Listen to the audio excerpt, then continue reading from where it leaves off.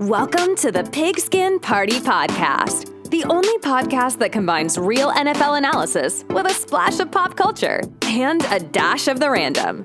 Let's get this Pigskin Party started with your hosts, Brian McFadden, Will Southard, and Tommy Yu. Welcome, everybody, to the PPP presented by Legit Football. My name is Brian. Please make sure to subscribe if you're listening for the first time.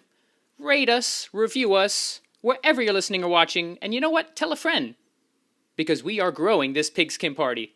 I'm joined by my co-hosts, Tommy Yu and Will Southard. Will, you have commented on me dancing to the intro in previous episodes, and what do I see as soon as the intro music starts?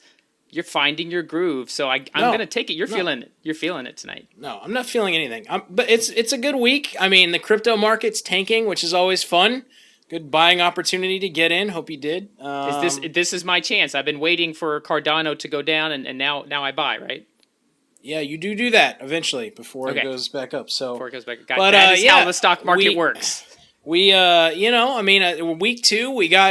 we're working on some construction of trends, and I have a hat for the flavor week that talks about our construction of trend lines. So we got some more juicy games. So let's get into it, man. I have no idea what you mean. Construction. Oh, wink, wink. Okay, we won't go anything into further than that. I'm excited. Tommy, we were talking before we started recording that the football gods have been over-generous with the quality of games that have been bestowed upon us so far, and week 2 was no exception. How are you feeling so far with this NFL season? You know, the king is back. That game I'm sure we're going to dive into soon, but I am definitely going to be sending our good friend Will a jersey of King Henry just as a reminder of this fantabulous week, but we will get to that into the later podcast. So that's a little teaser for the listeners. This is going to be a fun show, so let's buckle up. You mean that game, Derrick Henry versus the Seahawks? Because that's basically what it was. It was 1-on-22, and you know what?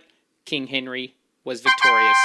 So, as we're doing in our main episodes going forward, we're going to recap every single Week 2 game, some with more in-depth analysis than others. We're going to preview every single game from Week 3 and make picks. We will review our picks records, both what we did for Week 2 and what we have accumulated throughout the season. We'll track that. Once again, we're not sure what we're going to do for prizes or punishments. So if you guys have suggestions, reach out to us, pigskinpartypodcast@gmail.com, or DM us on Twitter, official PPPod, because we're going to be tracking our wins and losses all week. Will has already told us he doesn't really care about that unless he's making money, but we're going to track it nonetheless. And then finally, we'll finish with our fantasy talk. We're going to give a shout out and payment instructions to our DFS weekly contest winners. And of course, Will and I will do our Highers and Flyers for the weekly DFS slate. And then we'll turn it over to Tommy and travel to Tommy's Fantasy Island. But before we get started, as always, today's episode is presented by Legit Football. Legit Football, everything you need to know about the NFL delivered to your inbox each morning for free. Just go to legitfootball.com and subscribe, or look for a link in the episode description. So, week 2 started off a little slow. I feel like the morning games, I'm on the West Coast. The games are at 10 a.m. for me, 1 o'clock for you East Coast guys, were, a little something here and there, but there was some blowouts. It just wasn't that. But the afternoon games, and then the Sunday night game, they redeemed anything that was wrong with the early games. It was a great slate. So what do you guys say? We just jump on and recap the games. Any thoughts, any high-level thoughts before we go game by game here? I can't remember an afternoon slate that was so packed with an early slate that was so boring. It was unbalanced. Not that they were bad, but I don't know. I didn't even in my own fantasy world, I didn't have a lot of players going, and that always for me is just kind of like a so. But I was just like casually watching the 1 o'clock games, but those 4 p.m. games were juicy. Well, I feel like it was like random week 6 football versus like playoff football as soon as the afternoon game started. And I hope that we get more of that. So let's go ahead and start with the Thursday night game from last week, where the New York Football Giants traveled to Washington and lost in heartbreaking fashion, where they won and then they lost because they had Dustin Hopkins originally missed the field goal. Dexter Lawrence had lined up off sides or was neutral zone infraction. They got to kick it again. The Washington football team moves to 1-1. The Giants are 0-2. Tommy, as our NFC East guy, what are your thoughts on this game? You love to see it. Just like both teams can't lose, but then like one has to win. But the fashion and how it ended, I was joking, saying if you don't like that, you don't like NFC East football. And for the most part, I guess some of my takeaways was, Saquon had that one really fun run, but then like the rest, he was kind of the Saquon that we're kind of used to seeing. And the other one is, Taylor Heineke, I see you. And I know a lot of fantasy people are pulling for him because he like force feeds, Scary Terry, so that's good too. Yep. But for the most part, that's kind of my takeaways. I was obviously watching Saquon and watching how Heineke kind of blended in. And I was pretty happy with what I saw, at least on Taylor's end. The one thing I'll say about this game is we're still going to call him Danny Dud, but he didn't play that bad. You get a little bit of a roller coaster with him, but he didn't turn the ball over. He nearly ran for 100 yards. He had a long run called back, or else he would have run for 100 yards. Threw for a couple touchdowns. Was accurate, was decisive. To be determined whether we're going to see that week to week, probably not. But you know what? It was a fun matchup. It was a fun game. Thank you, NFC East, for making it entertaining. I have a question though. Okay, did they draft Kadarius Toney in the first round or didn't they? What is the deal? My boy, where are you? You're not even on the field. I don't understand what's going on there with that situation. That's your I know he was first-round injured pick, in training camp. He didn't start right away as far as getting practices in, so maybe he's behind as far as learning the playbook. I don't know. I'm speculating. But you feel like he's a weapon that you would want to utilize, and so far, haven't seen averaging him really negative 1 yard a game, and I'm all about it. And the other thing is Sterling Shepard. I think we're should I put on my under construction trend line hat? I feel like I need that. But hey, you do you, man. 3 times the number of targets of the number 2 receiver, right? Or receptions. 9 receptions, and Darius Slayton and Kenny Golladay had 3 each. So yeah, definitely a favorite target with Ingram being sidelined and. He did the same thing in week 1. That's 2 weeks now where Sterling Shepard has been far and away the go-to target for Danny Duds. Let's not spend too much time on this game. Let's move on to the early slate from Sunday, the more boring slate, as we say. Bengals 17, Bears 20. Bears get their first victory at home, and the Bengals move to 1-1. Big news from this game is that Andy Dalton was injured. It turns out the knee injury, which looks severe, wasn't as bad as that just looks like a traffic cone.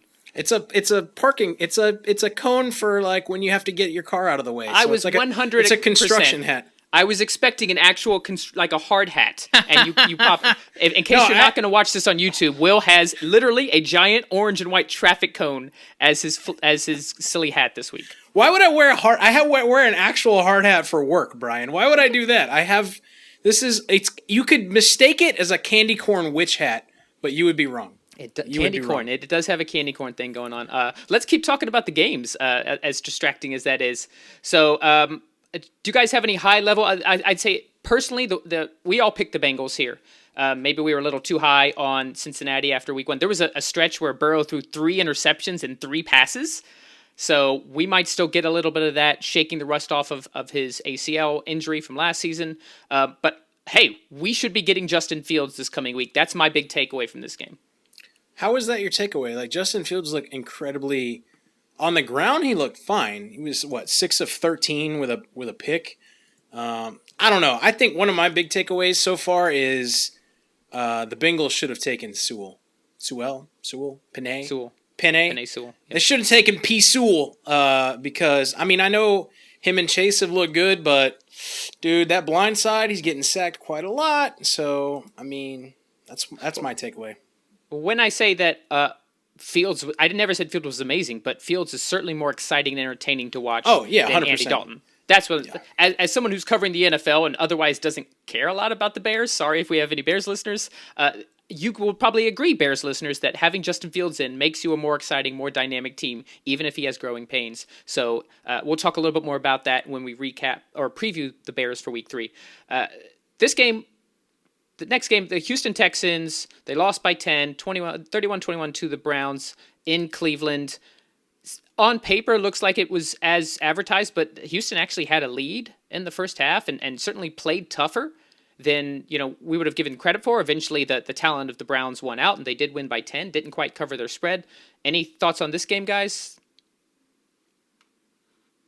Yeah, that's right. Tyrod, the poor curse of Tyrod Taylor strikes yet again. He was just put on injured reserve today, so he will be out at least 3 weeks. Obviously, we know Deshaun Watson isn't going to play, so it is now the Davis Mills show in Houston. I feel like if I'm ever going anywhere with Tyrod, like if we're ever going to hang out, and he's going to drive behind those tractor trailers that have like the logs and stuff, I'm going to get out, bro. I'm going to make him stop because we're going to get like one of those Final Destination moments where we're going to get like that guy. Yes. That guy is cursed to high hell, Steer bro. clear. Just don't hang out with him. A giant truck's going to hit your taxi if you're in with him. Yeah. I will say though, and then we'll talk more about this later. Like the Texans come to play this year, right? Like they did not come to get disrespected, and I don't think they're as big a pushover as one might think, but. I don't know. Davis Mills there is going to have a hard go of things. And also, thank God that Baker Mayfield is not dead or his shoulder is not destroyed. He went right back in and just kept playing. I was worried that was going to be a serious injury, but Baker's a lot to talk about with the Browns, right? With Landry being out. I mean, what's Beckham's status for this week? Is he trending towards positive or is he still... I honestly haven't seen news either way. Let's save that for the preview. We can go into more detail on that kind of stuff. But yeah, Browns win by 10 as expected. But yeah, the big storyline here is Houston is playing better than we thought they would. Rams go into Indianapolis and beat the Colts 27-24. This game was maybe a little closer than I think we would have predicted, but the Rams moved to 2-0 and the Colts moved to 0-2. Big news here, and I will hear from you on this, Tommy. Carson Wentz left the game. Apparently he has injured both of his ankles. Dude's made of glass.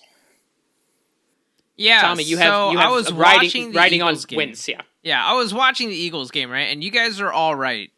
The second half of football was so much fun that it made me forget how boring the first half of the games were. So as I was watching the Eagles game, I was kind of bored, and I kind of had my eye on the Indianapolis game to see how Wentz was doing. He was actually doing pretty well, surprisingly, against LA's defense.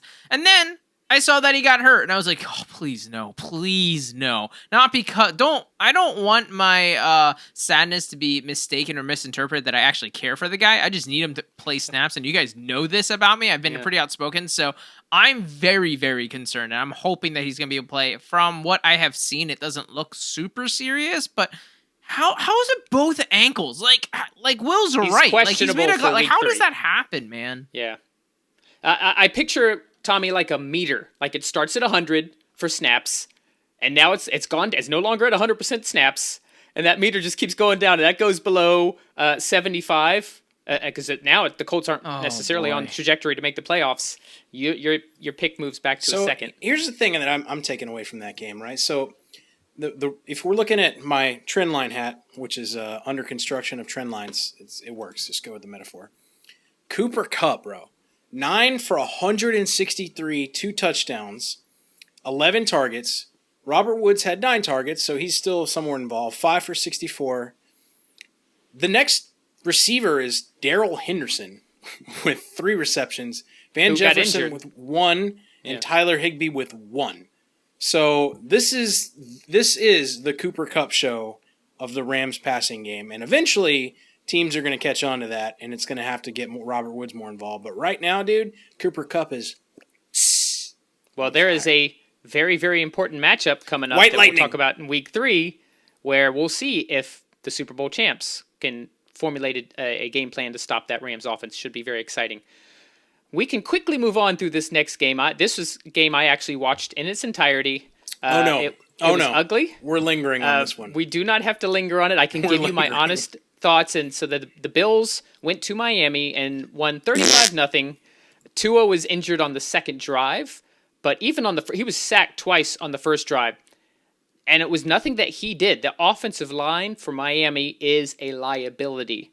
They were a liability in Week 1 against the Patriots, but the Patriots didn't have as much pass rush talent as Buffalo, and that's going to be a problem no matter who's at quarterback. Jacoby Brissett came in and played the rest of the game, and, played okay, played well for a backup. The Miami defense, the score doesn't really say how well the defense played.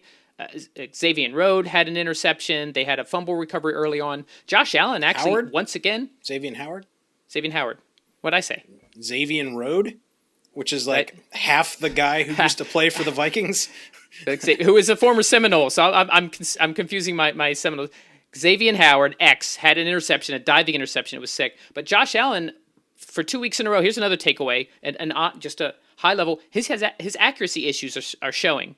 Granted, he's gone against two good defenses in Pittsburgh and Miami, but he has not looked as sharp or as confident as he did last season. We'll see if that changes. They're going to have to run the ball more, for sure. They play Washington this week. They play another tough defense. So Washington's defense has not been that good, though. I wanted to highlight that when we were talking about Giants and Washington. I mean, Danny Dudd looked like a stud, and I almost wanted to redact his nickname. I was like, nah. Even Mitch Trubisky had that 1-4 touchdown game. That's fine. Well, let's save that for the preview. We're trying a new thing here, guys, where I'm just kind of going through the games to see if anybody has thoughts. I already feel like this is taking longer. It's not though. It's going. I think it's a lot better actually. One thing that we'll talk about. I mean, Singletary is going to have to rise up for Buffalo for sure. I don't know. I mean, what was the thing on Tua? Like, how long is he? Like, how confident? He's day to day. I think there's a good chance he plays against Vegas this weekend. I think it's a pain tolerance thing, but Flores already talked about maybe getting a flak jacket for him to wear, so they're already kind of thinking of ways to make him comfortable so that he can play on Sunday against the Raiders. Derek Carr also banged up, by the way. He's questionable to play. I really hope we don't see Nathan Peterman versus Jacoby Brissett, but once again, we can save that for the preview. Let's keep it moving. Staying in the AFC East, this is a game that I'm in a picks contest separately from the podcast, and this was my lock because Bill Belichick is just, the cliche is true. Rookie quarterbacks, Zach Wilson threw 4 interceptions against this Patriots defense, didn't stand a chance. Patriots win 25-6 in the Meadowlands in the Jets home game. I don't have any takeaways. I only saw highlights from this game. His quarterback rating was 8. I think the score... 37, sorry. Okay. I was going to say, there's no way it was 8. The score kind of says it. Maybe his QBR was 8. Yes, QBR was 8, sorry. Okay. The score kind of says itself. The Patriots dominated. They had rushing touchdowns from James White and Damian Harris. So just an all-around dominant performance. Zach Wilson, if you're a Jets fan, don't take this. You got Bill Belichick in week 2. You got to rest the rest of the season to see how Zach Wilson performs. Let's turn it over to Tommy's favorite team, playing at home. 49ers, in a very close, tight game, beat the Eagles 17-11. Tommy, I know you were watching this game closely. Yeah, and I will actually not drag this out too long. I was actually really happy with what I saw with the Eagles. They were pretty competitive offensively. Jalen Hurts definitely missed some throws, but once again, I am fully expecting some growing pains as I still view this as an extension of his rookie year. And of course, everyone got really excited when Quez Watkins caught that bomb and things, but I think I was kind of telling you before we started to record, my biggest concern is the Eagles have lost Brandon Graham for the year, and that absolutely gutted me. And so I believe he tore his Achilles. Unfortunately so. And at his age, that's pretty much, oh man, that's going to be, I'm not going to say that's the end of his career or anything, get too dramatic, but it's definitely going to impact the way that his career is coming to an end. But as far as the Niners, I was hoping to see a lot of Lance and things like that, but I believe because it was so close the entire game, they maybe never felt comfortable to utilize whatever package Lance was supposed to do. So I guess that's a pat on the back to the Eagles. But for the most part, man, Deebo Samuel, geez Louise, this guy, he is like a man amongst the boys, and he was a lot of fun to watch. And then, of course, the storyline Brandon Ayuk and why he's in the doghouse and why he's reminding me of Dante Pettis. But overall, pretty happy with what the Birds were able to do. Well, 2 things. Number 1, if your name is Debo, you better bring it to bring it. And number 2, the only package that Trey Sermon comes in for is the. Whose daughter is he dating? Anthony was just waiting to use that new drop. Yeah, he was. Did I say Trey Sermon? I did not mean Trey Sermon. Why did I say that? That's why I didn't get it. Oh man, I'm really bad at this. I'm really bad at this. Off the rails. I think your traffic cone is cutting off the oxygen in your head right there. The rushing is kind of a mess in San Fran, but it always kind of has been, right? I mean, they got just part of the reason every single one of their running backs was injured at one point. Every single one. This is a team that lost Jeff Wilson, that lost Raheem Mostert, but JaMychal Hasty, And Trey Sermon got a concussion. I mean, literally every single one of them was injured at one point. That's maybe it's a 49ers running back thing. Anyway, we can talk about that with the preview. Let's move on. Tommy, tough fought game by Philly. You should be proud. Team. Did you hear about the 49ers fans disrespecting the Rocky statue in Philly? Oh yeah, no. I saw the pictures and stuff like that. They ran up the band of rowdy 49ers fans ran up the steps at the Philly Art Museum and planted a flag on like Rocky's bronze likeness and disrespected. Yeah, I saw the picture and I was kind of cracking up. Not to be like, oh, we're better than that. I was like, guys, it's week 2 and you guys are playing the Eagles. They're not a good team. Like, why are you guys trying to make this a big deal? Like, if this was like, oh, week 17, winner, go home, playoff. Okay, I get it then. But this is legit week 2 against a projected bad team. So I thought it was kind of cheesy. I apologize on behalf of my fellow Bay Area people. Generally not a rowdy bunch, so I'm surprised about that. If you're going to disrespect anybody, don't disrespect Sly Stallone. There are much better people to disrespect, like, I don't know, Vin Diesel. I hope not. I feel sorry for whatever town put a statue of Vin Diesel up.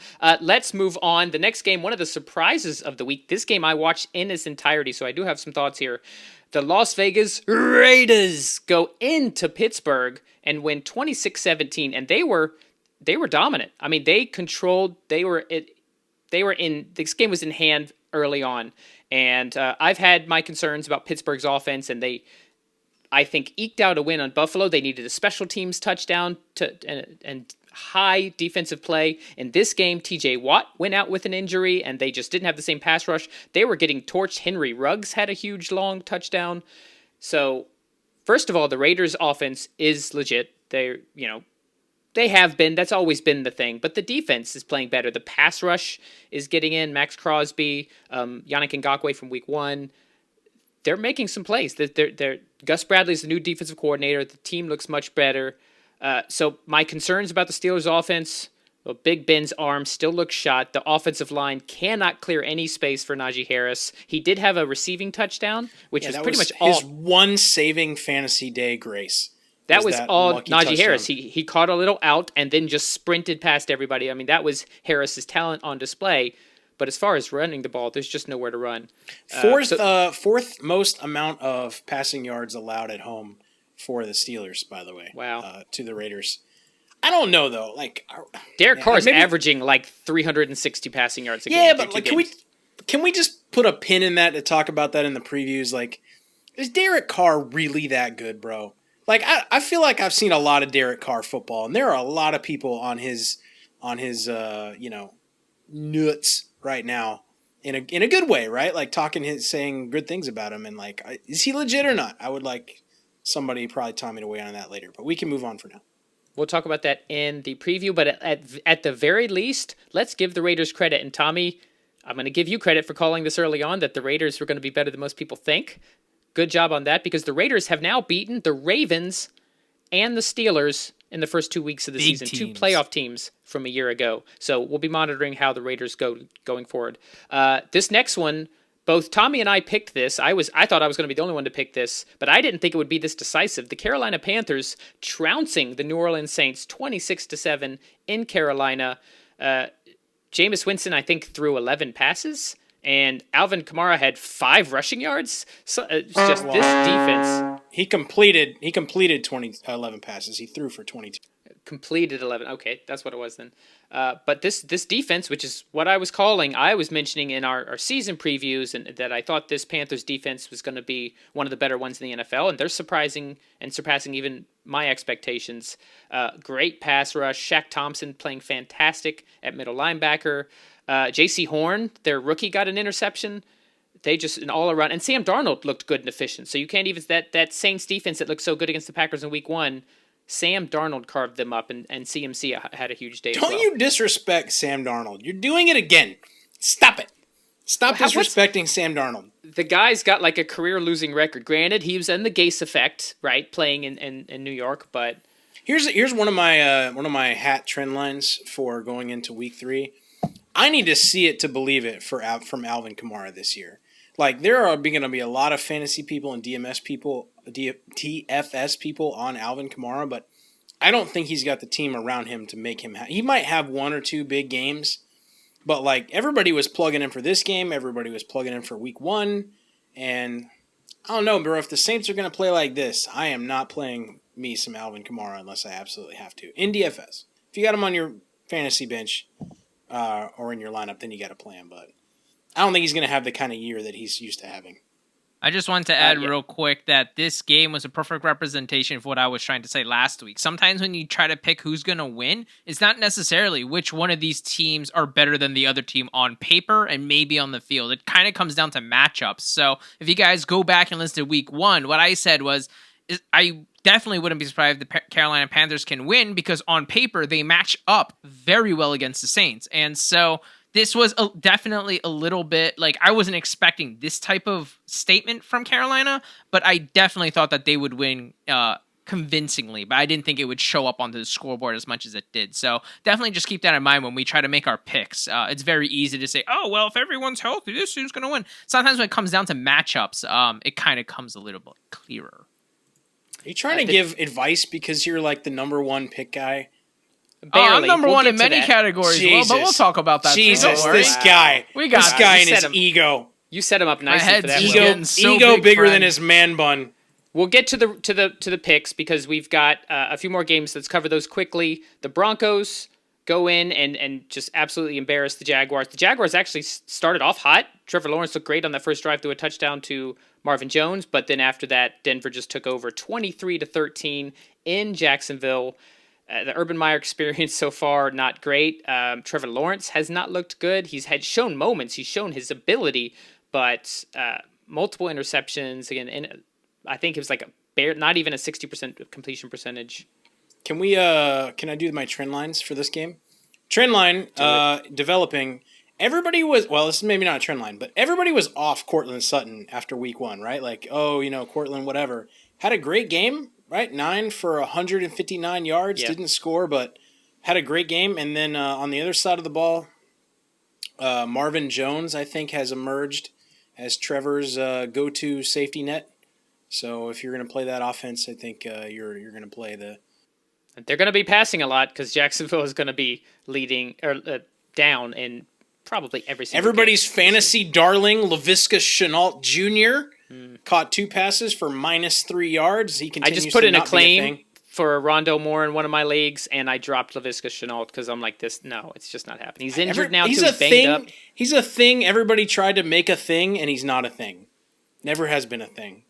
So next game was full of drama. So the Minnesota Vikings trying to, after that heartbreaking loss in week 1 to the Bengals, had a chance to beat the Cardinals, set up with a 37-yard field goal that kicker Greg Joseph shanked. Yes. To give the Cardinals, so much so that I actually heard the radio announcements. The Minnesota Vikings play-by-play guys radio actually called the kick good before realizing that it wasn't. And the devastation in their voices when they realized that it was a miss. If you just want to be like sad and shed a tear for someone else's pain, listen to the radio play-by-play guys to the Minnesota Vikings call that last kick. Can we just agree that the Minnesota Vikings is cursed? Like, okay, there's no other franchise that have been through more heartbreak than this franchise. They're always good, and they're always, like, above average and have had great talented players and been on the cusp of greatness so many different times. But every single time, they just come up short. I'd much rather be a fan of, like, I'm sorry to take a low blow here, Anthony, but of, like, the Lions, where you're like, oh, we're, like, the lovable losers. We know what we are. But, like, the Vikings are always like, we're gonna do it. This is our year. And then, exactly, like, I feel so bad for, like, back-to-back weeks, this is exactly who the Vikings are. Like, they're just cursed, right? So if you looked at the win probability chart, apparently it goes like this, and it goes up to 80% for the Vikings. So there's a 20% chance he misses, then it goes pew all the way down to 100% for the Cardinals. But just want everybody to know that miss sealed a 7-game parlay for me on betting. So what's up? Thank you so much, kicker for the Vikings. I forget your name. Greg Joseph. Yeah, that guy. You can never When you got two first names as your names, yeah. Rondale Moore Good also. Things don't happen. I know we'll talk about this later, but I think there's two emerging stars on these two teams. One is Rondale Moore, and the other one's KJ Osborne, emerging trend line, emerging for the second straight week, having good games. So we'll talk more about that. But Kyler Cardinals Murray fun to watch. Fantastic. Again, he did throw a couple interceptions, including a pick six, but in the end, still put up a lot of points. That offense is going to be tough to stop. Cardinals moved to 2-0. The Atlanta Falcons going up against the Super Bowl champion Tampa Bay Buccaneers. Final score was Bucs 48, Falcons 25. This is pretty much exactly how we thought it would play out. So unless you have any special things to take away, we can just keep moving on. I saw Kyle Pitts catch the ball like more than once this time, so I guess that was kind of that's cool. right. They're definitely getting him involved, so excited to watch him as the season goes. Let's keep it rolling. This game was a game that I watched in its entirety. The Dallas Cowboys eke out a victory 2017 over the Chargers at SoFi Stadium in Los Angeles. It was a game where, despite the score, it was all offense. It was one of those games where I think there was only one or two punts throughout the entire game. Yet you're like, wow, 20-17. It feels like they were deep. No, these are two teams that were going back and forth, but then there kept being miscues. The Chargers had not one, but two touchdowns called back by penalty.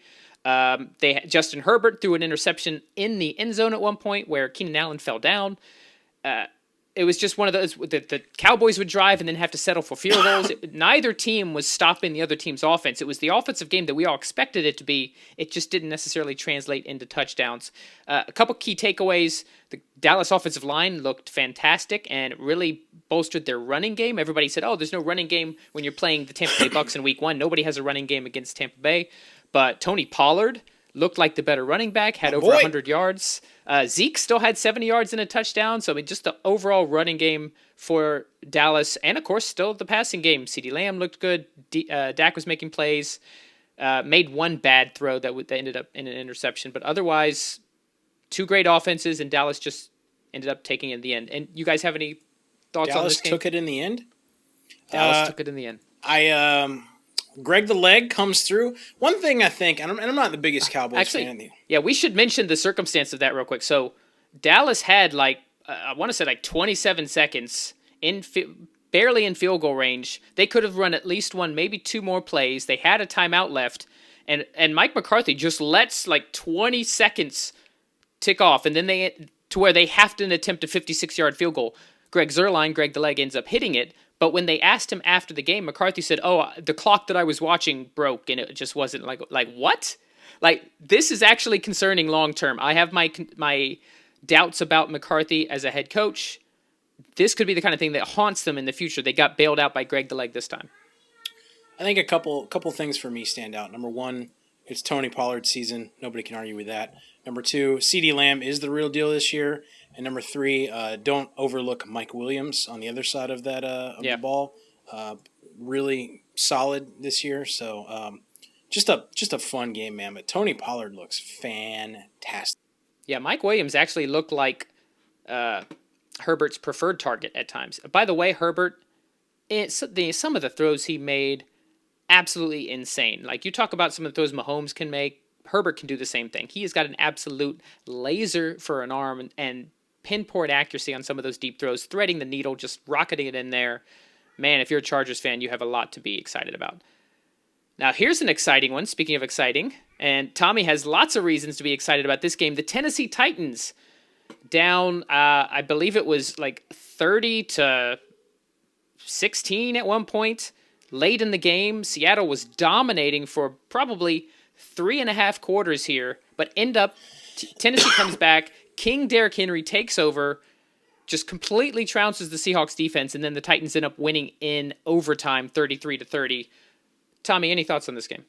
This was the return of the king, and my biggest takeaway was the fact that the Titans will not give up on the run regardless of the score. They will just keep on pounding the rock until it works. And the big momentum change was when Derrick Henry finally broke off that 60-yard touchdown run. The whole first half, he had 13 carries or some crazy amount of carries for no yards. And I was like, all right, well, this is going to be another less than 3 yards. He had 2.7 yards per carry in the first half. Yeah, it was unbelievably that's Derrick Henry bad. football. And then finally, the whole defense started to break down. Derrick Henry, being the freak that he is continues to have great stamina towards the end of the game. And man, it was something beautiful to watch because all too often you see a team give up their game plan and say, all right, we got to air it out to try to overcome this. Nope. The Titans stayed true to who they were, saying this is our identity. We're going to keep with it. And it was awesome. So for me, it was hats off to Tennessee having the balls to stick with their guns. And sometimes it's really poetically beautiful to kind of see it all come together. And I know Will loved this game. We will talk about why Will loved this game a little bit later in the show. Julio Jones showed up, had over 100 yards receiving, had what I felt was a clear touchdown that was reversed. Like he had the blue sneakers. I mean, you saw the green behind us. So I don't understand how they could have overturned that, but he had the touchdown overturned. But still, Julio looked like Julio, so that's encouraging. A.J. Brown had a couple key drops. If they can get both of those guys going, and if Derrick Henry can do what he did in the second half, Tennessee could rebound after their horrible Week 1 loss. But great win by Tennessee, and Seattle's got some questions to answer on defense. Why do I hate Derrick Henry, bro? Like, viscerally hate him. Because, like, here's the thing with Derrick Henry. That's a personal thing, man. I don't know. Here's the thing with Derrick Henry, right? That first half, that's Derrick Henry football. And then what happens is inevitably on a play, people will be tired. Derrick Henry never gets tired. They just don't want to hit him anymore. And he just breaks an 80-yard run. And you're like, there's his fantasy day, right? And I guess this is what makes him good. But, like, I just viscerally hate the guy because he always screws me. I'll play him. And that 2 yards a carry, that'll be the game for me. And he'll get 8 points. And I'll look like an idiot, and I'll feel bad, and then 2 weeks will go by. The third week, I'll be like, nope, not playing him this week, and he'll get 50 points, and Tommy will come from behind to massacre me out of the number 1 spot, like what happened this week. It's just unfair. Let's talk about the Sunday Night Football game. What a game this ended up being. It started off where it looked like it was going to play out exactly like we all predicted. We all picked the Chiefs in Baltimore, and Lamar Jackson threw 2 early interceptions, both to Tyrann Mathieu. One of them was actually returned for a pick 6. Just looked like Kansas City was going to run all over Baltimore, but kudos to Lamar Jackson, kudos to the Ravens for gathering themselves, fighting back, getting to a point where they had the late lead, but even then, the Kansas City got the ball back with plenty of time. 1 timeout, we thought, but Mahomes is going to go down and throw it to Hill or Kelsey, and they'll get in field goal range. But no, rookie Odafe Owe, the edge rusher, got in, knocked the ball loose on a run from Clyde Edwards-Helaire. The Ravens recover. They go 3 downs, don't get a first down. They got 4th and 1, and what do the Ravens do? Instead of punting it back with very little time left, they go for it. Lamar Jackson picks up the 4th down, balls of steel. The Ravens win the game. What a fantastic finish. There are a lot of people that disrespect and don't believe in Lamar Jackson. Coach Harbaugh is not one of those people, right? Like, you got to respect the amount of love and, like, respect, I guess, or deference. Like, Harbaugh asks you got to respect Lamar, the love and respect. No, yeah, what I mean is, like, words, he defers to him in the game where, he like, asked him, yes. You know, like, you look at Aaron Rodgers, right? And Aaron Rodgers wants to leave the franchise for not being a part of it. Whereas, like, in the middle of the game, Harbaugh's letting Lamar pretty much make coaching decisions, right? And, like, you gotta respect that. Like, the dude gets a lot of crap, and I'm sure, you know, it might be a point of Tommy's discussion later, but he is loved by some Baltimoreans. So here's a teaser for the flavor of the week. We are going to be doing our Week 2 jump to conclusions. And Lamar may or may not be involved in one of those conclusions, so stay tuned for that. Final game of the week, Monday Night Football, just happened last night. We record this on Tuesday. The Green Bay Packers were losing 17-14 to the Lions at halftime, but that's as much as Detroit would score. Aaron Rodgers and Aaron Jones, talk about fantasy players coming out of nowhere, scored 4 touchdowns.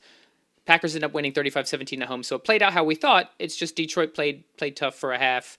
We don't have to linger on this game because we still have a lot of the show to go. Let's get to the picks. Hang on. Of course. This is going to end up being a long episode, by the way. No, it is just not. Saying. Listen, this is one thing I want to talk about. The Manning brothers, right? We should cover that, yes. Jumped 138% from week 1 to week 2. It was ESPN's most highest watched alternate broadcast ever by a factor of 2. It wasn't even close. Like, this is becoming a thing. Like, the guests on there, the fact that they kind of sort of follow the game and kind of sort of tell stories. Like, that's what people do when they watch football. Yeah. It's a fun thing, man. I'm glad that's a thing. That was a really good idea. Did you watch any of it? I know Tommy and I watched. Okay. Well, the one thing I'll say, overall, I highly preferred it. I love that they were breaking down film, that they had Gronk on, Brett Favre, Patrick Willis, Pat McAfee at the end. But the one thing I'll say is they don't stop talking. And sometimes it's like, guys, there's like plays going on and penalties and all this other stuff, and they're just still talking about something random. So they need to, maybe that'll come with reps, with practice. They're rookie broadcasters, maybe there's something. But I do enjoy the format, and I'm looking forward to watching it that way more going throughout the season. All right. For week 2, I went 12-4 with my picks. Will went 10-6, and Tommy went 11-5.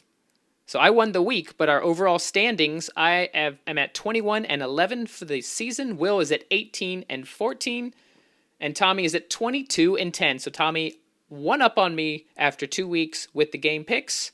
Let's go ahead and use that to transition into our picks for week 3. Thursday Night Football. Carolina Panthers, 2-0, traveling to the 1-1 Houston Texans, led by Davis Mills. The Panthers are 7.5-point favorites. Tommy, we'll start with you.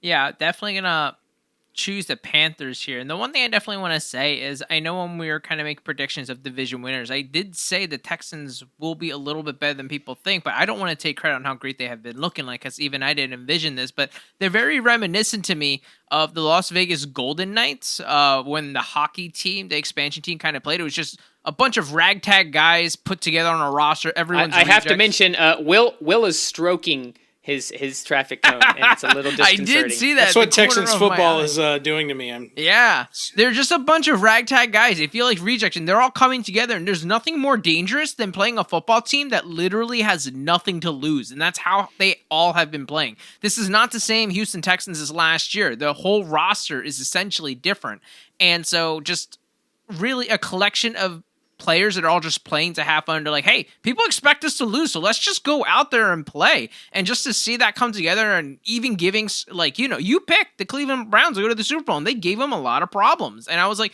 dang, that's kind of what you want to see. But unfortunately, I still definitely have Carolina coming on top. Panthers, I think this is pretty straightforward. Tyrod Taylor might have been a more interesting game, but with Davis Mills starting against that Panthers defense, it's not looking good, even though the Texans are at home. Did you see that they disrespected Burns and put that image on social media with, like, his head getting teabagged? That's so good. He's like, why you gotta do me like that? Any other pictures you guys could have picked from besides this one? It was straight up like his head on the other. His face mask was on the other guy's taint. It was amazing. Well, they got the victory. Things are looking up. Carolina should be 3-0 after this game. Getting frisky in the NFC South. All right, I'm going to do the next game since it involves Brian's Dolphins. Okay, we have the 1-1 Dolphins at the 2-0 Red Hot Raiders, led by Derek Carr, going in there. A maybe Tua-less Dolphins. Tommy, what are you thinking on this one? I have to ride the hot hand. Gotta pick the Raiders, and I know that's not something Brian wants to hear, but it's only because there's a little bit of question mark at quarterback right now, whereas Derek Carr is looking pretty hot right now. To be fair, there's question mark at quarterback. Nope. To be fair, there's question mark at quarterback even with Tua in for the Dolphins. So I'm going to go with the Raiders also. Brian, what do you got? So we talked about matchups. I try to be objective here. I picked the Bills last week. I didn't know it was going to be 35-0, but I did think Buffalo would beat the Dolphins. I think the Raiders have played much better than I thought. Their defense is playing well. The pass rush, I am worried about that. The pass rush getting home to the Dolphins. However, the Raiders are going to play the best secondary that they have played. And even though they lost by 35, I watched that game. The Dolphins' defense played very well. If Derek Carr is not 100%, he's still questionable. Gruden is not entirely sure he will actually play after getting injured in that game against the Steelers. I got to pick the Dolphins. I'm going to pick Miami to win on the road. Whether it's Tua or Jacoby Brissett, I just think that they're not going to be able to hit those long balls. They're not going to be able to get those big strike plays that they did against both the Ravens and the Steelers. I think the fact that the Dolphins have such a solid secondary is what helps them win this game. So I'm going to pick Miami. And you're going to be wrong. So, Brian, I just want to point out to everybody, during that 35-0 just ass whooping that the Dolphins took in Miami, the game was 14-0, and Brian goes, "This game is on the verge of getting out of hand." It done verged, bro. Like there was no chance. Since I said that, the Dolphins actually forced 2 turnovers. By the way, Miami went for it on 4th down like 4 times, missed every time. They had 2 touchdowns dropped. Both Devontae Parker and Albert Wilson dropped touchdowns. So there were a number of missed opportunities. I'm not saying it would have made a difference in the final score, but the 35-0 is not indicative of a team that just completely threw in the towel. It's very indicative because that's what the Bills did to the Dolphins. All right, well, whatever. I'm going out on a limb. I'm picking the Dolphins. Hopefully I'm right for more reasons than one. Let's go on. The Washington football team, 1-1, traveling to the aforementioned Buffalo Bills, also 1-1. The Bills, not crazy about the line here. The Bills are favored by 8.5. Too much. However, okay. I'm gonna pick the Bills. I gotta pick the Bills. Like Tommy said, the Washington defense not really living up to the hype that we had at the beginning of the year. And I think everybody knows where Heineke's going to go with the ball. I think the Bills defense at home is going to be a little too much for ye old football team to overcome.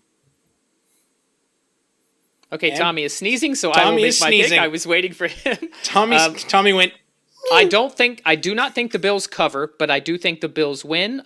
I think if there is a scenario where Washington wins, it's because that very talented front line of Washington gets home and does what the Steelers did to Buffalo in Week 1 and just pressures Josh Allen into making bad throws and bad decisions. However, I just think Buffalo's more talented. They're playing at Orchard Park, and so I do think they don't cover the 8.5, but I do think Buffalo wins. Tommy, your pick.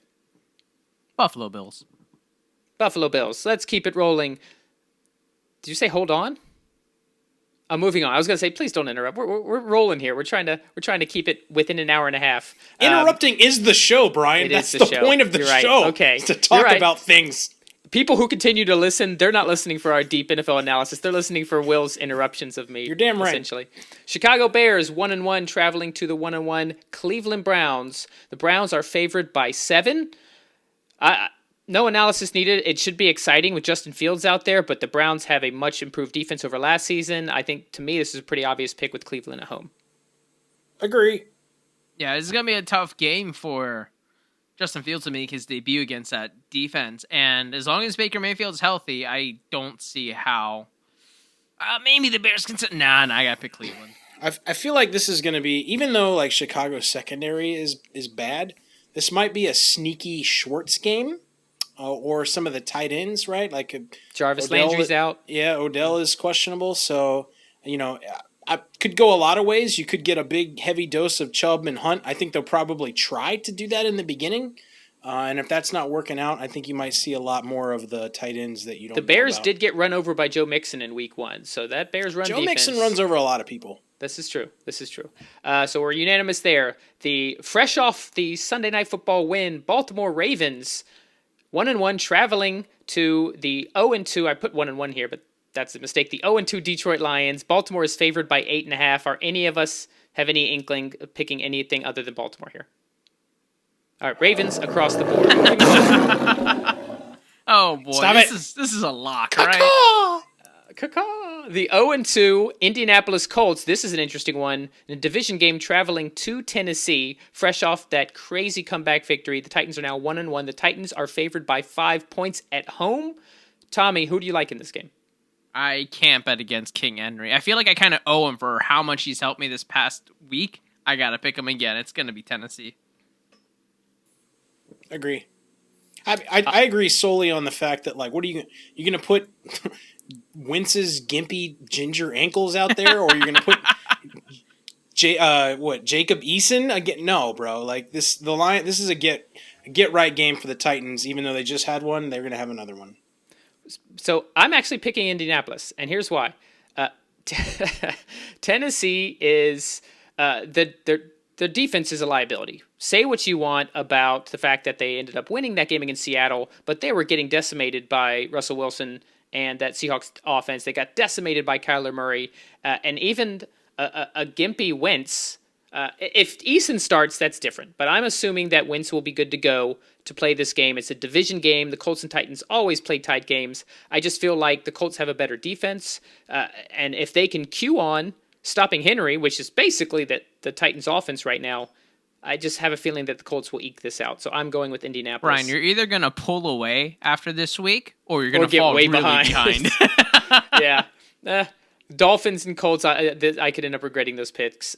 Next, an AFC West showdown. The 1-1 Los Angeles Chargers traveling to Arrowhead Stadium to play the 1-1 Kansas City Chiefs. Chiefs are favored by 6.5. I think this is going to be a fun offensive game. This could be one of those high point total games, but at the end of the day, the Chiefs coming off a loss, playing at home at Arrowhead, they're just going to be too much. I've got Kansas City. Like, Patrick Mahomes doesn't lose that much to begin with, and I just don't see him losing back-to-back. So, not that he ever needs a chip on his shoulder, but now he's going to be like, oh, everyone's talking about how we blew it against Baltimore. All right, sorry, Chargers, you're kind of on the other end of the ass whooping that's about to come your way. I'm going to go rogue, bro. I'm taking the Chargers. Yo, I'm sorry. I love it! There you go. I'm going to be wrong. But here's the thing, right? You're way behind in the picks. You need to make some rogue picks here. He's going to pull away. Here's the thing, right? Is like, can we not agree that there is a viable path to victory, right? Like, Kansas City does not look like they traditionally have, right? And you got a healthy Derwin James. Absolutely horrid. You got the Bosa dude, I mean, and the offense is clicking. I'm going rogue. I'm going Chargers. Let's do it. I love it. I think Derwin James could actually be one of the few people who can line up and cover Travis Kelce, but I think this is going to be a Hill game. Hill was very quiet against the Ravens. I know the Chargers don't have the cornerbacks to be able to cover Tyreek Hill, so that's what I'm expecting. But there's absolutely a path to victory here. So I like your bold pick. The New Orleans Saints, fresh off that humiliating loss to the Panthers, get to play Bill Belichick's defense. So Jameis against Belichick at Foxborough, Patriots at home, both teams 1-1. Will, you seem excited. Who are you picking? The Pats, bro. The defense is not bad. Like, the defense is mostly intact. It just destroyed Zach Wilson, right? Like, made him look dumb. It's going to make, like, Jameis look Jameis-y, right? LASIK Jameis equals whatever he was before contacts equals Jameis. Jameis. Right? Like, and Mac Jones, dude, he looks efficient, right? He looks like, we haven't seen a lot of Trey, not Sermon Lance, this year, but Mac Jones looks like the pick of the rookie quarterback so far. He looks poised. He looks good. So he does. He certainly Damian looks like Harris the most pro-ready. Yeah. Pats. Yeah, McCorkle is essentially exactly the type of quarterback that Bill Belichick wants. And it's funny that he got him without having to trade or anything. And right as that pick happened, the meme of, how did we let this happen? They're doing it again. And honestly, McCorkle does look great. So for those reasons, I'm in on the Patriots. I'm going along with you guys. I think that Bill Belichick, preparing against a quarterback like Jameis, I think they're just going to feast. Great secondary. They're going to have the right scheme. I've got the Patriots winning easily against the Saints. The Atlanta Falcons 0-2 against the New York Giants. Battle of the dumpster. So somebody's going to get a win here. The Giants are at home. This is actually one of the tougher games I had to call. I think the Falcons looked better on offense this week than in week one. Maybe Arthur Smith's getting a little more comfortable. They got Kyle Pitts involved. Ridley looked a little bit better. But the fact that it's at home, I like the Giants' defense. I don't like the Falcons' offensive line, and I don't like the Falcons' defense. So I'm going to go ahead and pick the Giants to win this game, but I think it's going to be tight. Picking this game is a lot like when you turn 40 and you got to go get the doctor to put his finger up your butt. Like, you're not going to enjoy it. I turned 40, and that is not something I have done yet. Tell us about your prostate, You probably Brian. should. You probably should. Like, it's not a good time, but, like, it's a thing that has to happen. It's a necessary. And the finger in my butt this week is picking the Giants at home to beat the Falcons.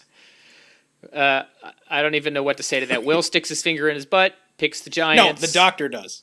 Oh, the doctor does. Oh, he puts the finger in your butt while you pick the Giants. So Correct. You've invited a doctor over for your picks. Okay. They're the same thing. I guess same I'm experience. There. Tommy. Yeah, for me, that's a beautiful, beautiful imagery that I have in my head right now. But I really wanted to pick against the Giants because I don't like to pick teams that are in the NFC East, but I have a really hard time picking against the Giants, because once again, it's on the matchups for me, and I just feel like the Giants match up well against everyone matches well against Atlanta. But at the end of the day, Saquon continually, hopefully gets better and better, looks more like himself. Danny Dud will do Danny Dud things, but I mean, he should do just enough to not let them lose. I hope so. Even if the Giants can't run the ball, the Falcons secondary if Danny Dud's played like he did against Washington, the Giants are going to cover this. Matt Ryan's toast, bro. Matt Ryan is toast. The Cincinnati Bengals 1-1 go traveling to Pittsburgh, fresh off their loss, also 1-1. Steelers are favored by 3.5. Are you guys all on Pittsburgh for this, or do we think Cincinnati has a chance? I'm actually going. I feel like I've been playing it too safe, and this is where I'm going to venture out because I am a masochist, and I keep picking the Bengals. Not because I like the Bengals. I actually despise. Wait, the Bengals. Hang on. Are you about to pick the Bengals? Yes. I'm picking the Bengals first. Whoa, Tommy, make your pick. Yep, I picked the Bengals, and just because I'm following Will now, I know I'm.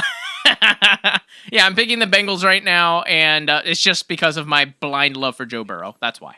Here's the thing, bro. Like, we know the Bengals or the Steelers' offensive line has issues.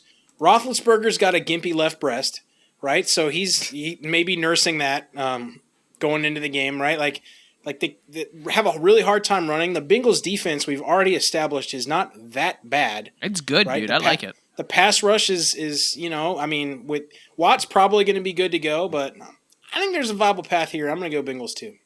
It is a division game, and those are always tricky, so I can't argue with your logic, but I'm picking Pittsburgh. I think that if Watt's in this game, if they can get the pass rush, the Cincinnati's offensive line, certainly not the best in the league.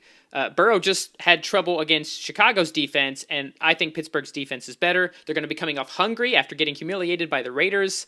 At home, I like the Steelers in this one. The last Sunday Cardinals. Early game, Cardinals 2-0, Jaguars 0-2. Cardinals are favored by 7.5. I think that's a little low.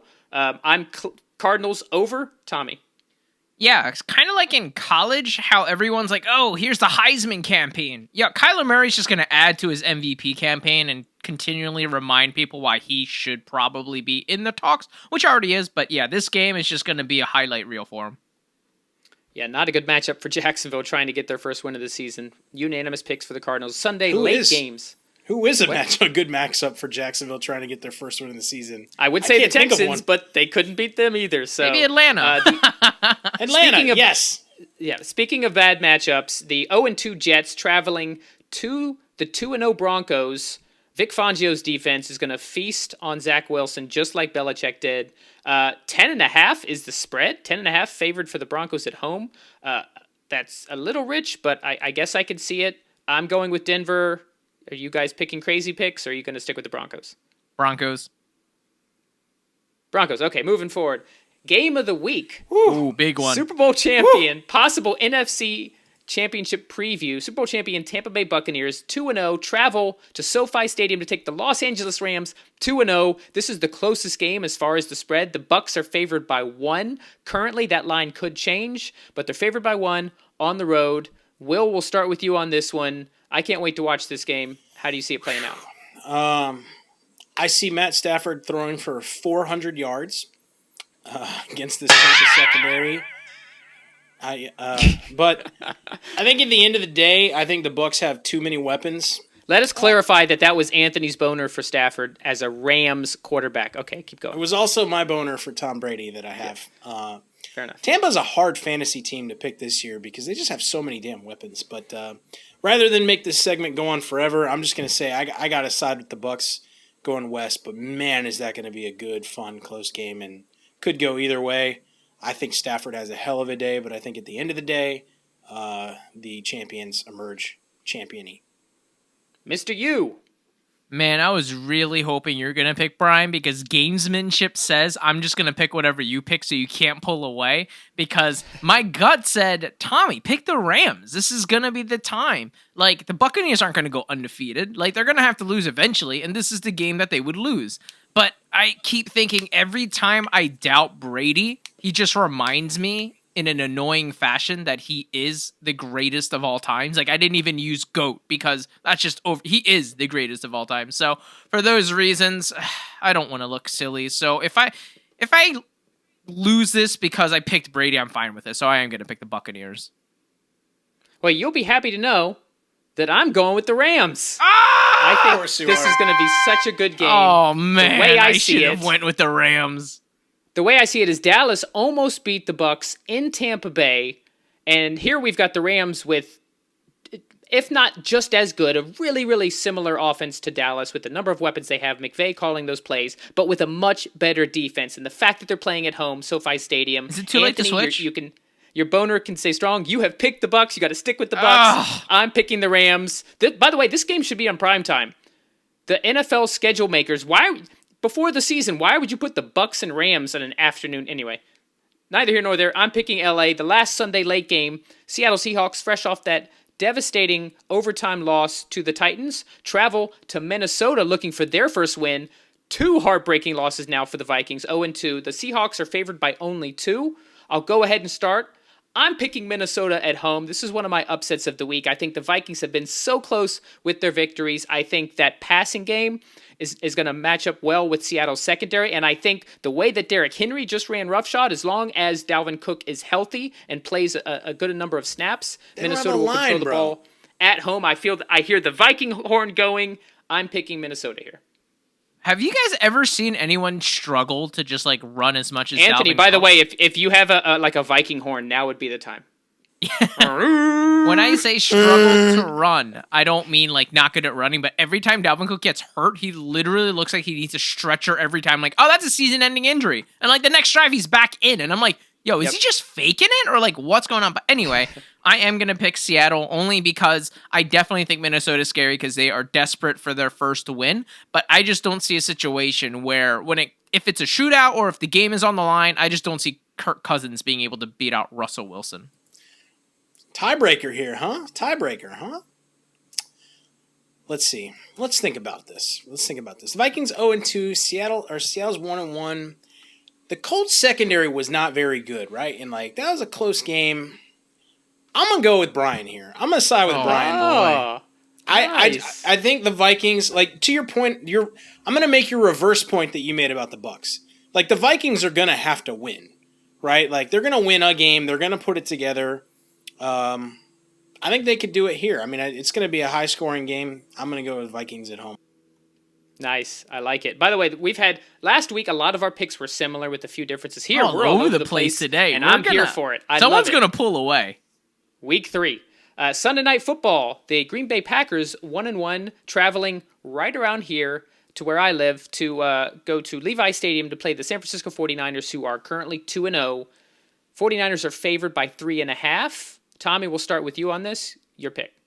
I guess this is an upset. I'm going with Mr. Rogers. I think he's going to continue to find his groove. Wow. All right, Mr. Detroit. I hear you. But Anthony's still a little bitter. Yeah, I think Mr. Rogers is going to continue to show off his thing. Aaron Jones looking like the real deal. This isn't me saying, oh, San Francisco stinks. It's more of me saying, yeah, I kind of have a crush on Aaron Rodgers, so I'm going to pick Green Bay. Have you seen his hair, bro? Like it's sticking out of his. You can't miss it. It's like down to his that's shoulders. what I want. I'm working on it. I gotta go through Tommy to get to Aaron Rodgers, though. I'm trying. Are you gonna man bun it? Is that one of your goals? Oh yeah. Wow. I'm not cutting this for like 4 years, bro. Okay. This is Join going. the dark side. Who did you pick? The Packers, right? Yeah. I'm going Packers. Go Pack, go. I'm going Packers. Niners. Let's mix it up here. I think Kyle Shanahan's rush offense, no matter who's in there, this Packers are very susceptible. They got run over badly by the Saints in the run game. They actually, Detroit was able to move the ball on the ground before they got behind. I'm picking the Niners at home. I could easily see this being an Aaron Rodgers game, though. Going back, he's from California, but hey, we got to mix it up. You made him mad. You made him mad. Devontae Adams is going to pop off this game, I guarantee it. He's just going to be And ridiculous. finally, Monday Night Football, Tommy's Philadelphia Eagles in the NFC East for the division lead, traveling to the Dallas Cowboys, the house that Jura built. Both teams 1-1. The Cowboys are favored by 4. Tommy, you know I got to start with you on this one. I'm going to start. No, don't start with Tommy. He's the Eagles fan. Fine. Start with me. Will. Start with me. Impatient. Please, by all means, hijack the show. He's Go. going to pick everyone. I'm not going to. Oh, now you're on, dude. Go. Listen, I'm taking offense at Tommy telling me what I'm going to pick, even though he's right. I knew it. I'm going to pick the Cowboys. I'm not like a Cowboys fan, but I think you got to kind of respect what they've been able to put together this year, right? Like, I mean, the one thing the Cowboys have not been able to do is win the close, high-pressure games, like in the biggest of moments, right? Like McCarthy tried his best to lose that game. I'm on the Birds this year, Dommy. I love your Birds, but I'm going with the Cowboys at home. I'll make the next pick so we can let Tommy pick last. I think this is going to be a good game. I think prior to the season and prior to watching Philadelphia those first 2 weeks, I would have said, Dallas will run away with this. I think it's going to be a great divisional matchup. I'm giving the edge to Dallas at home. I think, especially as you mentioned, Tommy, Brandon Graham is a huge loss. One of the reasons why Philadelphia has been good because they've controlled the line of scrimmage both on the offense and defense. And if they lose, Brandon Brooks was injured, their all-pro offensive guard, and Brandon Graham is lost for the season with his torn Achilles. Those on the road in Dallas against one of, if not the best offenses in the NFL, is just going to be a little bit too much to overcome. I think Jalen Hurts will make some plays, but Dallas has actually been very opportunistic. They're a defense that's let up a lot of yards, but they have multiple turnovers in both of their first 2 weeks, so I'm picking the Cowboys. Sorry. I'm not sorry. You picked against the Dolphins. Before the Brandon Graham injury, I would very confidently the Buffalo Bills, the Dolphins' offensive line killed Tua. This is Tommy's time, Brian. Yes, he just likes to take my spotlight away. It's fine. I'm just the most accurate analyst here. Oh, my head is so big right now. Anyway, all I'm going to say now I hope I take the lead on you I know. Someone's going to put... That's why I'm so... Next week, I'm going to be in last, and I'm just going to be like, well, that's why I was cocky, because I knew I was going to hold the position. Anyway, if it was before the Brandon Graham injury, I would very confidently pick the Eagles, and I know my homerism will show there, but I'd be like, no, this is all why. But because Brandon Graham got hurt, because our defense was sus at the end of the game, I'm going to have to pick Philadelphia! I'm not going to pick Dallas! Screw you guys! Jalen Hurts is going to show up primetime in Jerry World, put his name on the map, Devonta Smith's going to pop off. It's going to be beautiful. It's going to be beautiful. It's Philadelphia Eagles. How dare you try to corner me? I feel so bad for Tommy having to take you from like a 14 to like a 7 in excitement in our mix after the show gets over. I feel bad for our listeners who might have been listening at a steady volume and then had their ears blasted by I apologize for Eagles nothing. Excitement. All right, let's go ahead and wrap it up. Obviously, we'll continue tracking our picks next week. We have a lot of variant picks this week, which is exciting, so we should see some movement on that front. But let's go ahead and move into our fantasy corner. We're going to start, as always, with our DFS Highers and Flyers with me and Will. The pricing that we give is FanDuel pricing. That's that's always what we've used for this segment back when we started the podcast last year, as well as so far this year. However, there may be some news starting next week, or maybe the week after, where we won't be able to use FanDuel anymore. We'll leave that teaser at that. But as for this week, just keep in mind the prices we give are on FanDuel, but we obviously have leagues, but both DraftKings and FanDuel that we'll mention shortly. So, quick recap, our Highers and Flyers is Will and I will each give a higher at each position, meaning a player who's higher priced, but we feel the matchup is good, the opportunity is there, and should still produce for the price that they're at. And then our Flyer, which is a lower priced, but right opportunity, we think will overperform and really pay back that investment for your DFS budgets. So my higher at quarterback is as high as it gets, Kyler Murray, against the Jacksonville Jaguars defense. He's priced at $9,000 on FanDuel.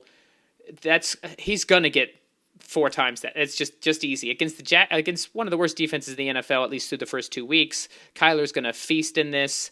And my Flyer,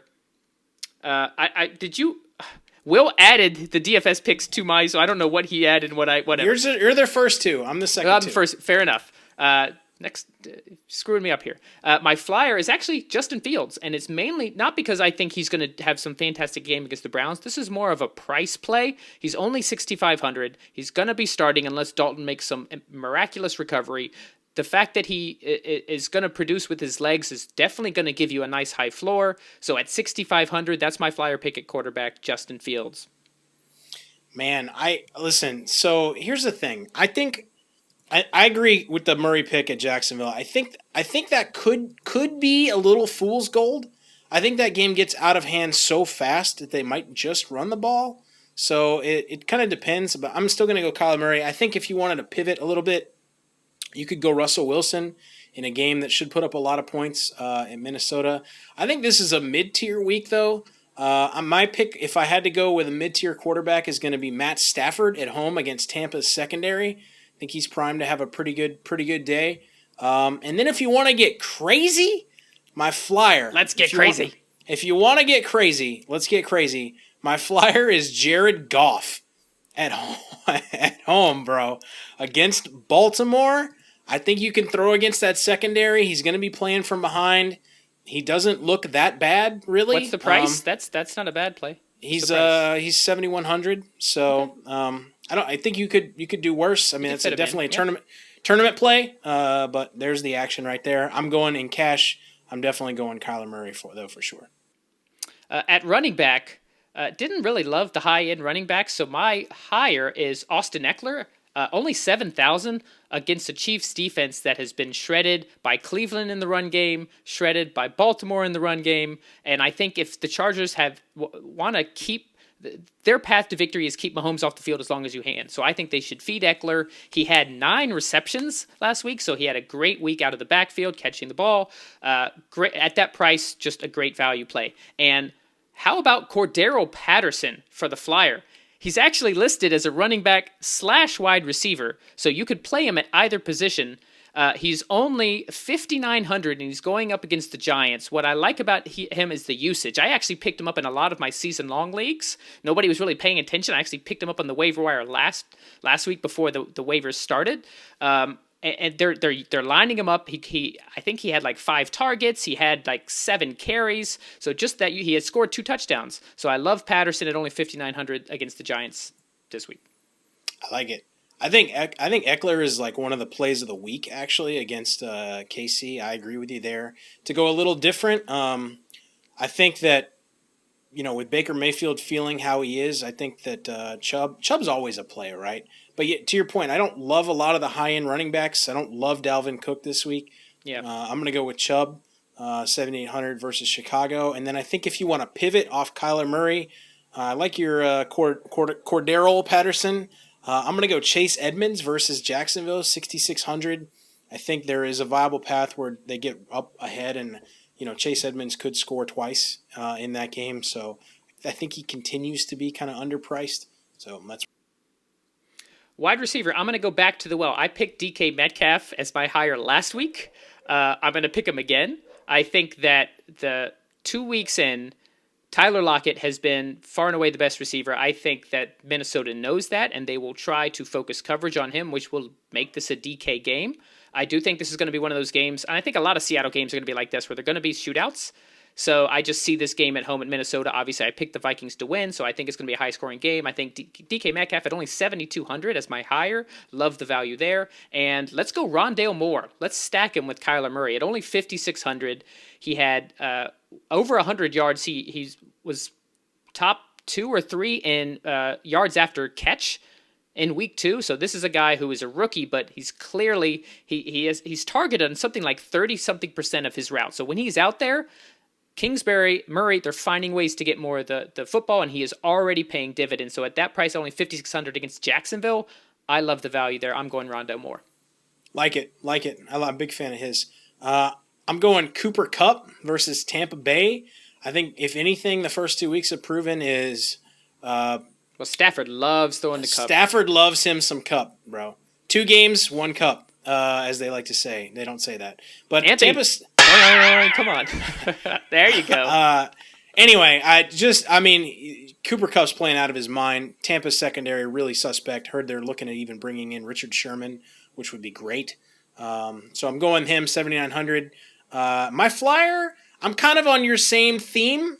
I'm going KJ Osborne against Seattle. Viable number 3 like there in Minnesota. He's had a really good first 2 weeks, going largely unnoticed, I think, in DFS circles, or the ones I watch anyway. I think he should get some respect, and definitely at 5,100, the usage against Seattle, they're going to have to be throwing. I think so many people pay attention to Thielen and Jefferson that's a sneaky play in tournaments and cash games because you're not going to get a lot of usage. You're not going. If I am not mistaken, the Millie Maker winner last week had KJ. Tight end. You can always do the obvious play and do Travis Kelce. I did not pick Travis Kelce because I thought Will would, but he told me he didn't either. So I'm going to go Darren Waller. For the very reason I mentioned when I made my pick of the Dolphins winning, I think the Dolphins secondary will shut down their wide receivers. I don't think you're going to see Henry Ruggs running around past the Steelers like he did this week. But the Dolphins don't defend tight ends as well. So I think just like week 1 for the Raiders, I think this is a Darren Waller game. I think the Dolphins linebackers are going to have trouble covering him. The safeties aren't as good as their defensive backs. I wouldn't be surprised to see them put, if they pepper him with targets, to put Xavier Howard on him at some point. But at 7,400 against the Dolphins D, I like Darren Waller here. Don't like the lower priced tight ends as much. If I had to pick one, Cole Kmet. If Justin Fields, the rookie, is starting, give him a safety blanket. Give him a guy that he can throw some short passes. Going up against that Browns pass rush, you got Myles Garrett, you got Jadeveon Clowney. Give him a tight end that he can rely on at only 4,900. That's my flyer pick at tight end. So I didn't go Kelce. Everybody can go Kelce, right? Like that's you're not giving you any. You can't go wrong. I mean, he will score a touchdown. You cannot actually. But I'm going to go 2 mid-tiers. So I'm not going to go higher and flyer. I'm going to go middle. Tommy's actually going to like this one, I think, in his next segment. Maybe. Spoiler alert. I'm going Hawkinson, bro. Hawkinson versus Baltimore. Hawkinson's on fire. Everybody knew he was going to be on fire coming in. Goff loves it. The other way, I'm going Fant in the same kind of vein. Fant's 200 cheaper against the Jets defense, just a stud. I've been a super big fan of Fant ever since he came in the league. Big play guy. I think you could do much. Last week for my higher defense, I went with the highest defense there was. The Patriots defense at 5,000 going up against the Jets offense. That paid off very well with 4 interceptions and holding the Jets to 6 points. I stacked him with Damian Harris, who also scored a touchdown. So I'm going back to the well. All I did in my show notes is just changed Patriots defense versus Jets to Broncos defense versus Jets. So they're also 5,000. Yes, they're the highest priced defense, but it paid off. I was able to make a nice lineup with the Patriots last week. Fangio and that talented defense. Bradley Chubb's a little bit injured, but Von Miller's playing great. You've got a great secondary. I could see another game with multiple turnovers. And you know what? Let's just go to the other side of the ball. If you're going to punt on defense, the Broncos offense isn't exactly high flying. You still have Teddy Bridgewater. They have weapons, but there's a chance that the Jets could get some sacks. Maybe Teddy makes a mistake. And it's only 3,200. So if you want to punt defense, Jets defense against the Broncos offense, that's my flyer to wrap it up. I think you're right. I think the Broncos versus the Jets is kind of the slam dunk, which is also why it's the highest priced defense this week. If you're not going there and you can't fit that in, I'm not a super big fan of going high on defense in cash. In tournaments, sure, but in cash, you think you want to go a little cheaper. I'm going to go Browns versus Chicago. Big unknown with Fields, right? He could have a great game, or he could look like, right? So always good to play a good defense in that situation. So I'm going to go Browns there, and this is a excuse me. This is a very painful thing to do. And this is not going to score you points. But if you needed to punt this week, I'm going to go Dirty Birds versus the Giants. The Falcons versus the Giants. Purely kind of a tournament punt play because the Falcons do not generate turnovers. They're not a very good team. They're not going to shut out the opponent. So you're kind of praying for a touchdown and some sacks. But if it's going to happen against anybody, happening against Daniel Jones and that offensive line is a very, very solid chance. So it's a punt play for a tournament. Before we move to Tommy's Fantasy Island, let's give a shout out to our DFS contest from last week. So we have our free weekly DraftKings contest. We're now up to 26 members. We had 12 entries. So another thing, if you're listening to this and you're a member, make sure to actually put your entry in. Simply joining the league, you actually have to do your entry each week. You'll get a reminder by email. But we have 26 people that are signed up for our weekly free DraftKings league. $35 for first place goes to The Flash 09010 with 157.64 points. $15 for second place goes to Smooth 238. I know that Smooth is one of our halftime participants. So he actually joined from the Halftime Sports app. If you're not on Halftime, check it out. We have a live audio show at 8 Eastern, 5 Pacific every Wednesday. It's usually me and Tommy because Will just can't be bothered. So Smooth comes from there, $15. And then Will actually came in third. He does not get any money, but it would normally be $5 for finishing third. Will had 136.38 points. You're damn right I did. If you're one of the winners, if you're the Flash 09010 or Smooth 238, just email the code word King Henry to pigskinpartypodcast@gmail.com. I knew Tommy would like hate that. it.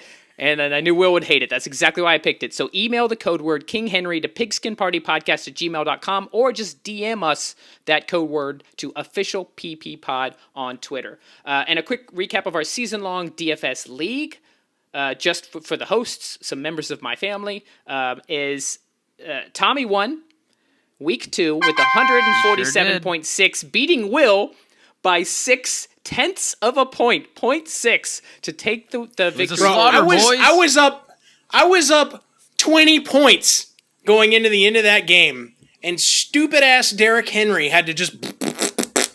I believe that's code word King Henry. 40 points, dog. Get out of here, bro. I even put in our group chat a celebratory early GIF that did me in. That's what did me in. I put in the taste like victory. It's just awful. Hate it. Just hate it. Before we jump over to my island real quick, I just want to let all you listeners know, when you're joining our wonderful DraftKings League, it's not a coincidence I'm not in there. I just want to give Will a chance, because if I was in there, he would never place top 3. So for right now, let's see how long it lasts, but eventually I'll join. We talked about, hang on, first of all, before you get into your fantasy island, we talked about our picks, like who's in what place. So it's only fair we talk about our Pigskin Party DFS League as well. So in that league, the Thomas U with a score of 256.26 on 265.26 on the season. Myself in second with a respectable 261.56. Your brother is in third. You are in sixth. So good job. I'm only tracking the host standings on the show. So I am in third amongst the hosts. It's kind of hard to see how far down you are in the I wrote it in the show notes. You don't have to look in the league. Just Brian 211.86. I had a horrible week for this. I set like 8 different DFS lineups. I need to pay more attention to this league. Let's not take too much more time, not because I'm in third, but because we've got a flavor of the week to record. We have a guest coming on. We want to keep it moving. So let's go ahead and turn it over. Let's travel to Tommy's Fantasy Island. You love to hear it. Welcome to my island, guys. I've been in here all alone for a little while. I'm beginning to hallucinate, but there are 3 players that come to mind that I say, you know what? I might be hallucinating, but I'm seeing clearly. I want all you listeners to know that the PP Pod is strongly endorsing Mr. Rondale Moore. I want all of you guys to know that I don't show these guys or let these guys know who the 3 players I ever discuss each episode because I want to be surprised. I didn't know all of us were this high on Rondale Moore, but let me paint a picture for you. So when you see Rondale Moore, you say, okay, yeah, he's a rookie selected in the 2nd round. But what I see is Arizona spent 2 high draft capital picks for Rondale Moore. And you're thinking, Tommy, that doesn't make sense. Well, it does, because Rondale Moore is who Andy Isabella was supposed to be.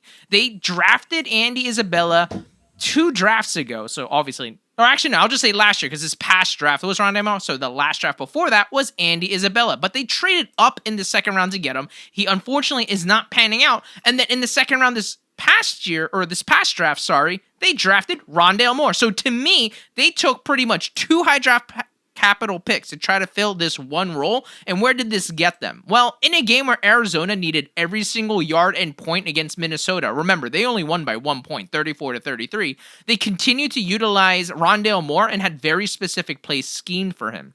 And this isn't an anomaly. Week 1, when he was a rookie, obviously he's still a rookie. So what I mean is his very first game, he had 4 catches for 68 yards, respectable. This past game, he had 7 catches, 114, and a touchdown. So what does this really mean? Through 2 weeks, Rondale Moore has more points than these following players in a half-point PPR league: Keenan Allen, Mike Evans, Justin Jefferson, Stephon Diggs, David Montgomery, Calvin Ridley, Devontae Adams. Yes, it's only 2 weeks. Don't overreact. Tommy, what are you saying? No, I'm not saying he's better than all these players, but I definitely want to contextualize how good he has already been, and it looks like they're making a strong effort to get him involved into this type of team. And so Rondale Moore is directly tied to how confident you are in Kyler Murray. And if you think that he could have an MVP season like he has displayed when completely healthy, even dating back to last year, he can absolutely support Nuke and at least another receiver, whether that be Christian Kirk,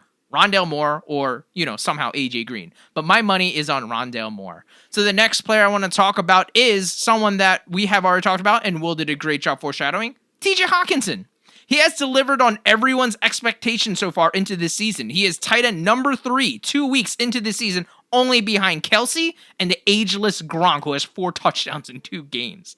So that's pretty good company to be in, but he also has more fantasy points than DeAndre Hopkins, Nick Chubb, Tyreek Hill, Dalvin Cook, and it's all because Jared Goff has found comfort in Hawkinson. It's very true. If you look at what Goff usually does, he usually tries to narrow in a safety blanket. Luckily in LA, he had a lot of schemes for Robert Woods, Cooper Kupp, all those kind of guys. But in Detroit, it's very evident that Hawkinson is their best receiving threat. And guess what? Goff sees him as a safety blanket as well. So what does that mean? That means Hawkinson is tied for the league lead in receptions. Not just for tight ends. This is for everyone. And he's tied for the league in catches with 16. He has more catches than Darren Waller when everyone was saying he's getting targeted 50 times a game. He has more catches than Kelsey, more catches than Deebo Samuel, who's popping off, Terry McLaurin, who's getting fed. So this just kind of shows you that, it's just 2 weeks. No, Detroit has a game plan, and that engine is going through TJ Hawkinson. And last but not least, I'll be short. Will, I am so sorry. This is 100% deliberate because of what this man has done. We're talking about the King, Mr. King Henry, Derrick Henry, running back for the Tennessee Titans. I need that. I need that sound drop because King Henry, everyone said, oh man, after 2,000 yards, after all the workloads he's gone to pass rush, there's no way he can do it again, especially with 17 games. And especially after that slow first week, everyone was already taking a victory lap. Well, what does Derrick Henry do? Not only does he pop off, but the way that he was able to dominate was different than what we have seen. What I mean by this is he already has 9 catches through 2 weeks. He had 6 catches just the very last game, which is a career high. To a lot of people, that might not sound like a lot, but let me contextualize this. In 2020 was his career high in catches with 19. Well, he already has 9 catches through 2 weeks of this season. So what does that tell us? He is game script proof. In the past, any time that they're really running behind, they would pretty much pull Derrick Henry and saying, all right, we got to play catch up. Now when they quote unquote have to play catch up, they do not abandon the run. And that is what Mike Vrabel has shown. Tennessee has shown that they will not give up on the run until King Henry actually hits and busts out like that 60-yard run that we have seen. I'm not saying that Derrick Henry is going to be dropping 50 points every single week, but I am feeling much safer, even in a half PPR to full point PPR. His big knock was he's a great runner, but he can't catch. But it looks like Tennessee is actually scheming a lot more screens for him. So thank you for staying in my island. I am hallucinating, but I am seeing clearly with these 3 players, and I hope you guys do. Somebody needs to get Tommy some water and some nutrition. The only thing that Derrick Henry's going to catch if he does that again to me is these hands. Oh man, Will versus Derrick Henry in the Octagon pay-per-view event. This will be great. I would die, bro. We need another. You know what I was watching last night? I went down the YouTube rabbit hole and I was watching slap fights. Have you ever watched that? Oh, dude, it's those so are crazy. Fun. It's just people that stand next to a table and slap each other. Bro, if I ever, no. Have you seen the meat hooks that are attached to his shoulders? I'd be dead. If I got stiffed arm, but I would try. On that note, with Derrick Henry destroying Will in the Octagon, let's wrap up the main episode. Slap fight. I guess you have more of a chance of a slap fight or less of a chance. It doesn't matter. King Henry's destroying you. So thank you for listening and sticking with us. We changed up the format and we still went an hour and a half. So I guess that's just what we're destined to do with these main NFL episodes. Make sure to stick around for the flavor of the week. We have a fantastic guest and we're also going to be doing our week 2 jump to conclusions. Reach out to us at Official PP Pod on Twitter. You can find us on YouTube and various other social media platforms. Sign up for Legit Football at legitfootball.com. Thank you so much for tuning in and listening. And make sure to stick around for the flavor of the week. Go Bucks. Thanks for tuning in to this episode of the Pigskin Party Podcast. If you're enjoying the show, please feel free to rate, subscribe, and leave a review wherever you listen to your podcasts. We really appreciate that effort. We'll catch you in the next Pigskin Party.